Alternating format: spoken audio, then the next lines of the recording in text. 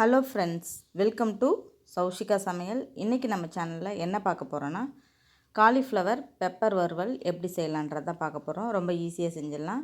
எண்ணெய் ஊற்றி எண்ணெய் காஞ்சதுக்கப்புறமா கொஞ்சமாக சோம்பு போட்டு தாளித்து ஒரு கொத்து கருவேப்பிலை, 2 மீடியம் சைஸ் வெங்காயத்தை கட் பண்ணி சேர்த்துக்கலாம்.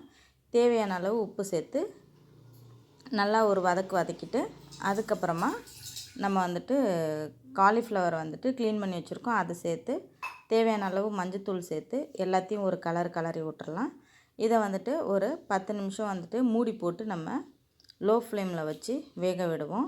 வேக விட்டு அதுக்கப்புறமா இதில் ஒரு சில மசாலா பொருள் மட்டும் தான் சேர்க்க போகிறோம். அதிகமான மசாலா பொருள் சேர்க்க போகிறது கிடையாது. 1 ஸ்பூன் அளவுக்கு ஜீரகத்தூள், 1 ஸ்பூன் அளவுக்கு பெப்பர் பொடி, இதெல்லாம் சேர்த்துட்டு நல்லா ஒரு கலரி இறக்கிடலாம். அவ்வளோதான். தேங்க்யூ ஃபார் வாட்சிங்.